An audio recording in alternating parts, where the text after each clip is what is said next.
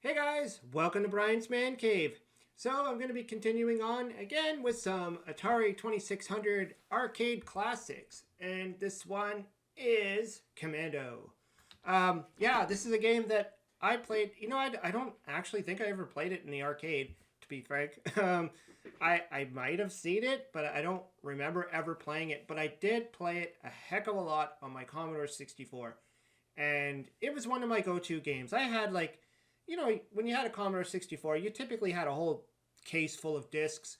Each disc had about 5 to 10 games on average. And, you would just kind of flip through these games and play them. And even though I had a ton of discs with a ton of games, there was always a few of these games that would just be my go-to games. And this was one of them. This was Commando. And I didn't know at the time that it even existed on the Atari 2600. It wasn't until my friend gave me all of his games. He gave me his Atari Gemini, which is like the Coleco knockoff of the Atari, and a bunch of games. And Commando was in there, and I was like, "Oh wow, cool." So yeah, I've played it. It's actually not bad. I mean, it's Activision, so it can't be that bad, can it? But anyways, let's get to playing some Commando on the Atari 2600. And I have played this before on my channel. I did a comparison. One of my Atari versus Intellivision game, where I played this one and I played the Intellivision version just to see how they match up. I probably played it on some of my live streams where I play Atari games. Because, the graphics aren't too bad. You can make out what's going on there. You've got a soldier up there. Obviously, it's not as intense as the arcade and even the Commodore 64 and a lot of the other more like better consoles, if you want to call them that. Better graphics and sound and all that stuff, like the Atari 7800. Oh, I'm getting killed here. See if I can get a little bit further than that. If you play like those versions, the Commodore 64 version, a lot more enemies come at you. A lot of rapid fire, a lot of bullets being flown everywhere, which does make it a lot harder. And of course, this one, the challenge of this is that you have grenades, and because there's only one button on the Atari 2600 that you can use, like for the joystick I should say, you're kind of limited to, see that's a grenade there, the little rectangular thing I threw. It's kind of hard because you have to hold down the button for a couple seconds, like that. I just find that it's a little bit difficult to use the grenades. But these guys that are hiding behind the trenches, you ultimately want to throw grenades at them. Now, I believe on the Commodore 64 version, if I'm remembering correctly, to throw the grenades, I think it was the space bar I had to press. I think I had to kill everything. Which also makes it difficult when you've got a controller in your hand and then you have to kind of switch over to a keyboard. It takes a little bit of skill to do that. You can't just quickly, change hands. Oh, unless you can grow another arm or something. Or have your friend be the grenader. Oh, I think I'm dead. Hold on a sec. I got this thing pop up on my screen. Okay, let's play again. I believe at that point you have to kill a whole bunch of them. Then some higher ranking guys are supposed to come out.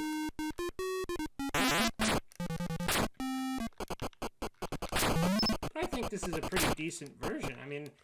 I remember when I first got it and I plugged it in, I was kind of skeptical. I'm like, how's Commando going to work on the Atari 2600? I was quite surprised. I was like, this is pretty fun. It's got that marching sound. I kind of like it. It's repetitive, but still fun. Considering, a lot of the earlier games for the Atari 2600 didn't have a whole lot of sound. You were kind of limited on that. Some of them had sound effects, no music, so this got both. You got the sound effects and music.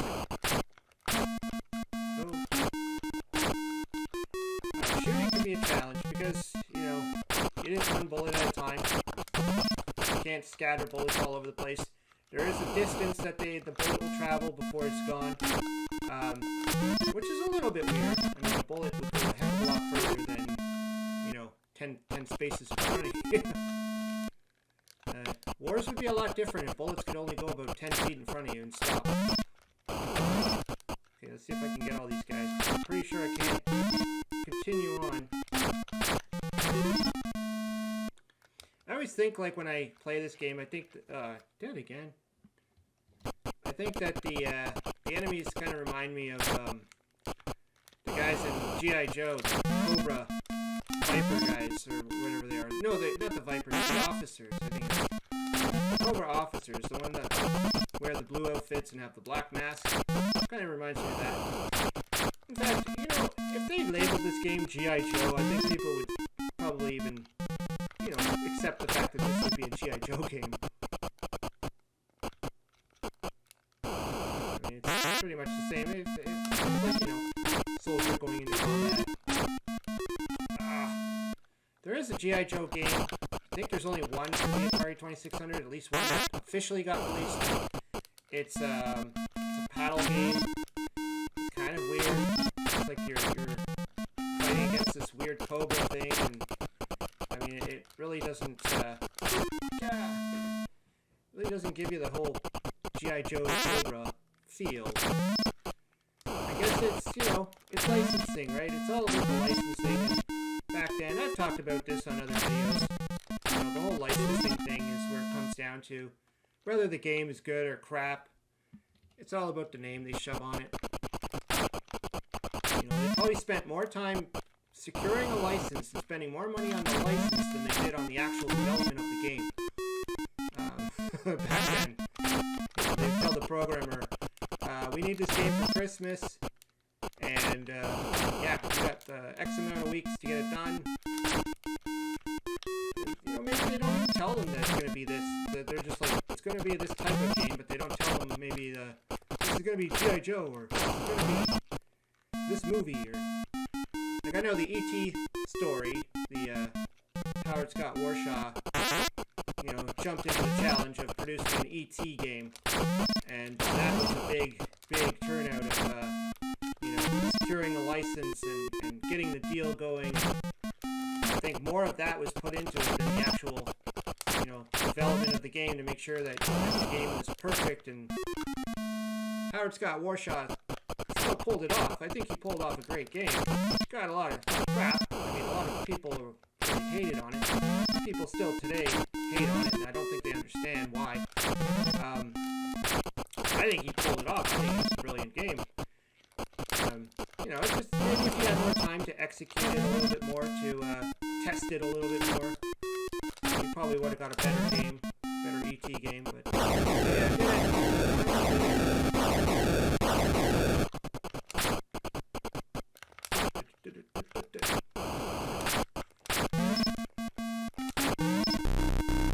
we got trucks. Maybe I could blow them up with the grenade. You can see I'm not using the grenades a lot because it does. You do have to hold the button down, and it means you can't shoot your weapon anymore because you're too busy trying to.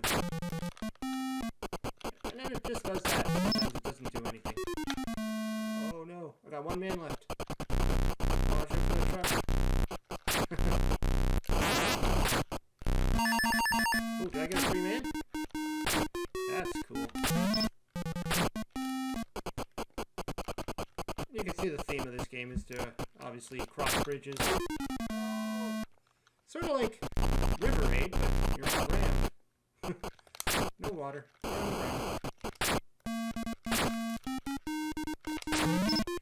And at least the opposing team has the same limitations with their bullets. You can see it goes so far and then it fades out. Man, that would suck a whole lot. Oh, did I just die going in that trench? That would suck a whole lot if the bad guys could shoot all the way across the screen and you couldn't. It'd be like an unfair advantage. Okay, let's try one more time. I'm going to see if I could utilize the grenades a little bit more. I know it's going to be... Yeah, you take that, grenade to the face. I believe those purple things are grenades. Yeah, I just got more. You can see down there's a picture of a grenade at the bottom. And it says 6. So I got 6 grenades. So, take that. Maybe I'll try it on the opposing screen. Ooh, more grenades. Get some. Kind of avoiding these guys is easier than trying to shoot them. Of course, you're not getting any score if you do that. Shoot them. Again, it's video game logic. You know, the fact that you can outrun a bullet. I mean, come on. You just imagine that in a war where people are shooting at you. You can see the bullets coming at you, and you can run and duck and hide from the bullets. Like, there's a bullet. Run. Curve. Seeking bullets. Oh, I'm just getting gnashed up. Okay, let's grenade these guys. Oh no! I overshot. Okay, you guys get grenades. Oh, well, the other thing I just noticed is the grenades only shoot up. Can't go sideways with the grenade. That kind of works. Yeah, I'm pushing the grenade button. It just keeps going up. I guess they just figured you're not going to throw a grenade sideways. You know, why would you do that? Why would you throw a grenade to the right or the left of you? Throw it to the front. Oh, and it's all over. Wow. Yeah, I don't get very far in this one.